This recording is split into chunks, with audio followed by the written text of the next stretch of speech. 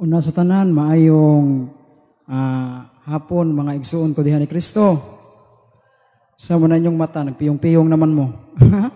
Ay yung piyong-piyong, no? Unya, mga igsuon, bago pa lang gisaysay ni Brad Danny Kugtas, mahitungod sa mga rebolto, no? Reboltos, mga santos. Kita nasayod na gyud ta ana, nga doon na gyud ay gitugot ang Ginoo paghimog larawan. Unya, ang atong hisgutan karon mga igsuon, usa sa mga controversial kay ba? Kining mahitungod ni ining pagkumpisal nato ngadto sa pari. Kay mao ni sagarang controversial kayo sa mga dili Katoliko. Nganong mo kumpisal ta og pari? Mao nang atong topic karong pagahisgutan. Dunay mga born again Christian mga igsuon bisan sa mga iglesia ni Kristo, kanunay yung nagsupak ni ining atong doktrina mahitungod nato sa pagkumpisal sa pari. Mangingon sila mga igsuon, nganong kamong mga Katoliko mukumpisal mamo sa inyong pari? Nga kanang pari, tao ra man na siya, dili man na Dios. Unya kung kita Katoliko ta nga watay tuon sa Biblia, watay tuon sa doktrina simbahan, unsa may atong tubag ni ana? Nya kana ra bang mga laing reliyon mugamit ra ba na silag mga sitas sa Biblia? Kanang mga teksto Diyos Biblia ba? Nya kitang mga Katoliko uban nga walay tuntuon sa Biblia, lupigon natas mga laing relihiyon kay mga sitas por sitas man yun ilaha. Muni nga karong orasa gamit kaayo ni mga igsoon aron magtuon ta sa doktrina sa simbahan. Ang gamiton sa mga laing relihiyon mga igsoon, usa sa gamiton nila aron ikasupak nila mahitungod sa kumpisal nato sa pari, kining Marcos 2:7. Isuwat nga mga higala. Nabutangig pagsupak. Marcos 2:7, unsa may mabasa dinhi. Atong basahon na. Ilaha ning sitas sa aton ning basahon mga igsuon. Sitas ning nga gamito nila. Marcos 2:7 nag-ingon dinhi. Walay tawo nga makapasaylo sa sala, gawas sa Dios lamang. Klaro kayo ang balaang kasulatan. Nganong kamong mga Katoliko inyo maning gisupak? Nga klaro man ang Biblia nga nag-ingon si Kristo, walay tao nga makapasaylog sala, gawas sa Dios lamang. Nya kana inyong pari. Tao na Dios. Tao. Nya unsay gingon sa Biblia? Way tao makapasaylog sa sala, gawas sa Dios lamang. Mauna direct to God ta. Diretso ta kumpisal sa Ginoo, ay mug-agig pari, ay mug-agig obispo. Kay matud pas Biblia, walay tao nga makapasaylog sala, gawas sa Dios lamang. Usa na sa ilang gamiton nga sitas. Bantayi gyud yung mga igsuon, mao nay usa ka sitas nga ilang gamiton. Ikaduhang sitas o teksto nga gamiton nila sa mga dili Katoliko, Salmo 32:5. Unsay mabasa dinhi? Atong basahon. Kay kining mga sitas sa laing reliyon ato maning basahon nya ato pud ning tubagon, no, para matin-awan ta ba. Salmo 32:5. Ningon si David, "O Dios, ang akong sala, akong gikumpisal nganha kanimo, o gipasaylo mo ako." Diin mi kumpisal si David siyang sala? Diin mi kumpisal sa Dios. Si David nakasala sa Dios, ni direktas Ginoo. Wa mingon si David, mo kumpisal kog pari. Unsay gingon ni David? "O Dios, ang akong sala, akong gikumpisal ngadto kanimo, o gipasaylo mo ako." Niya ngano mo agi pa mamugpari? Direct to God ta. Muna mga Katoliko masinupakon kay sa Biblia, mao na giingon sa laing reliyon. Nya unsa may tubag nato ana? Kanang duha ka teksto nga ilang gamiton. Ang tubag nato ni ana, ari usa ta sa panudlo sa atong simbahan, no? Unsa may panudlo sa atong simbahan nga Iglesia Katolika Apostolika Romana? Ang panudlo sa atong simbahan nga Katoliko nga kining pagkumpisal nato ngadto sa pari usa ka sakramento. Amen? Sakramento man ni. Usa man ni sa 7 ka sakramento kining pagkumpisal nato ngadto sa mga pari. Kung moingon gani kag sakramento, grasya na nga gikan sa Ginoo nga gipadagayday niya mga igsoon diha sa mga sakramento. Nganong mga sakramento man kay daghang mga sakramento, dili ra man usar ang sakramento, pirti mang daghana 7 gani na kabuok. Karon mga igsoon, sa panahon nga ang tao makasala, kita. Panahon nga kita makasala mga igsoon, nahilayo dita sa Ginoo ana. Kisay nag-ingon, dili ang atong simbahan, ang Biblia gyud. Basa Isaiah 59:2. Unsay giingon sa Isayas? Nag-ingon si Isayas, sa dihang magbuhat mog sala, dihang magpakasala mo, nahilayo kamo ngadto sa Ginoo. Klaro day mga igsoon. Klaro og tataw nga panahon day kita makasala ta, nahilayo day ta sa Ginoo. Sa ato pa bisag unsaon natog ampo, bisag unsaon natog pangayo ni Ginoong Hesus, dili dayon dunggo ng atong pagampo. Kay nga naman, mura din na siya telepono. Nga bisag unsaon pa nimo kontak, bisag sige pagkagma, pudpud na lang ng tudlo nimo, di na gyud kang madungog basta maputol na ang wire. Ingon ana na, ang tao gani makasala sa mutag kanang sala nga mortal, kanang mortal sin, kanang ika-impierno gyud. Putol dayon ang imong relasyon sa Ginoo na. Bisag unsaon nimo kampo, di na gyud kadunggon sa Ginoo. Aron, unsay tudlo sa simbahan? Kanus aman ta mahibalik ngadto sa Ginoo kanang panahon nga mudawat ta sa sakramento sa kumpisal. Amen. Kay panahon nga muduol kitag pari, musugi ta sa atong sala, nagpasabot ka na nga nagdugtong ta pagbalik sa Ginoo, pinaagi sa sakramento sa kumpisal. Amen. Maunay panudlo sa simbahan. Ang mga laing reliyon miingon, Brad Carlo, kamong mga Katoliko, naaba na sa Biblia nga kung makasala mo, musugid mo pare, naa sa Biblia wa, ang tubag na to ana naagyod. Wa lang na nila basaha. Asa man na? Naa sa Biblia. Atong sugdag basaha, ang Old Testament yun. Before sa New Testament, ari sa ta sa Old. Josue 7:19. Isuwat. Josue 7:19.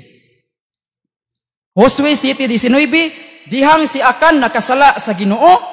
Unsa may sa ni Akan?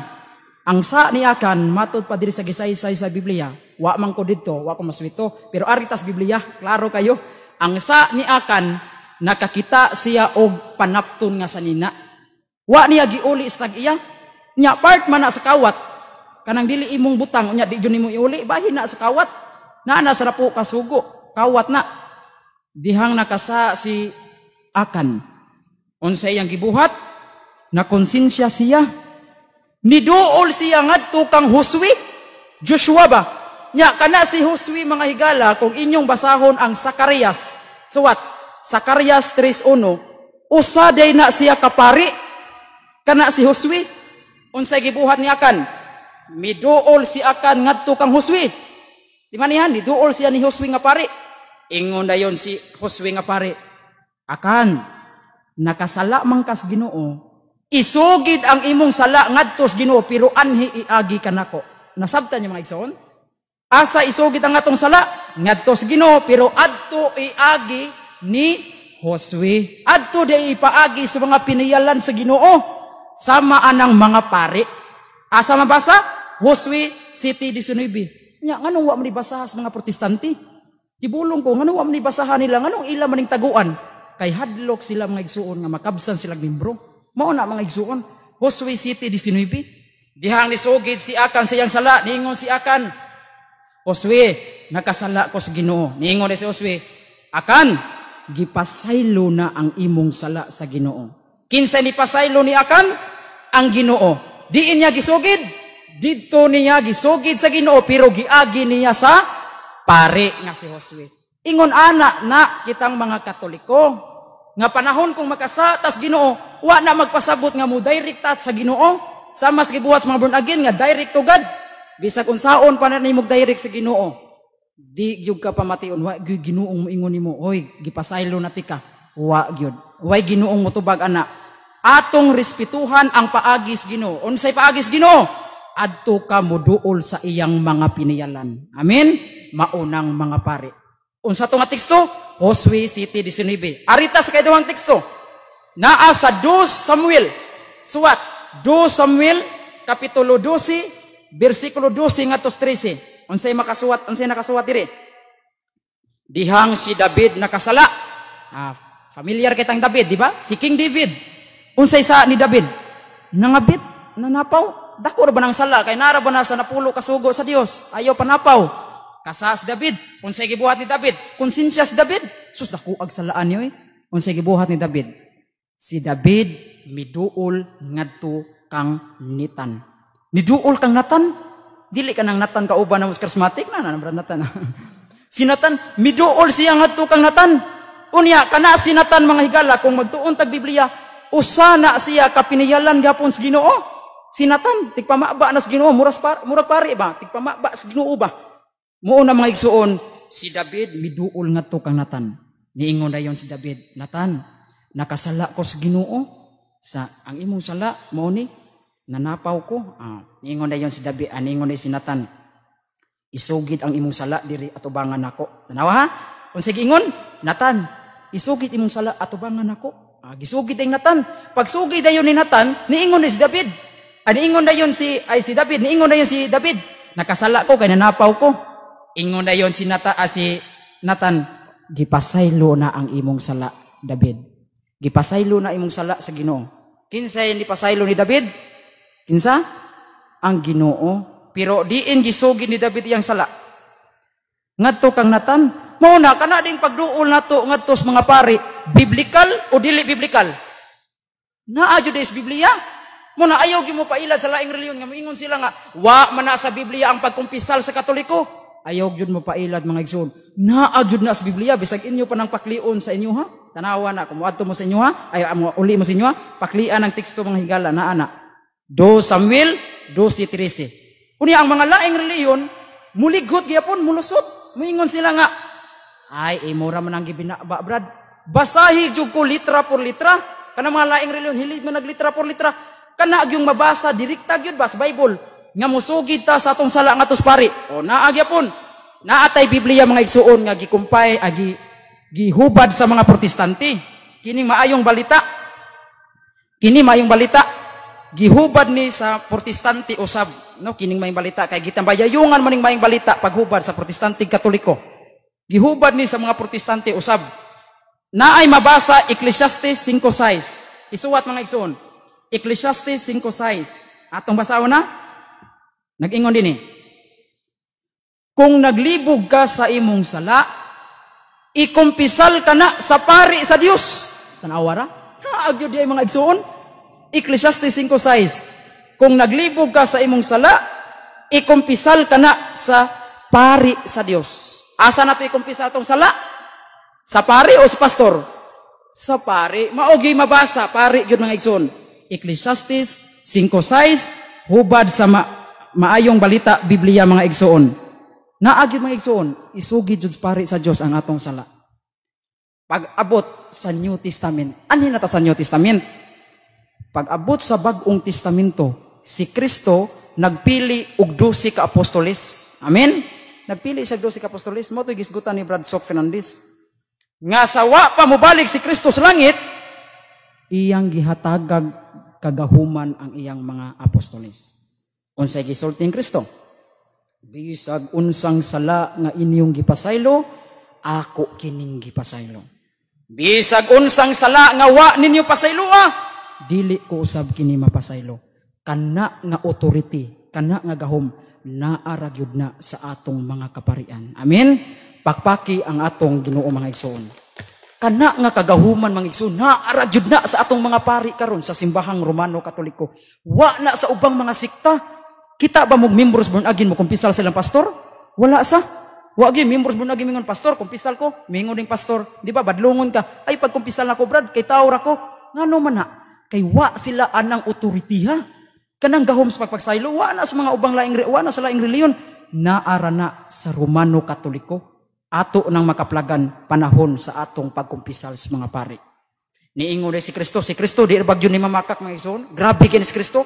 Di gyud na mamakak basta unsa iyang saad, iya gyud ang buhaton. Niingon si Kristo ngadto sa iyang mga apostoles. Nya kana ra bang mga apostoles, mga pari ra ba na?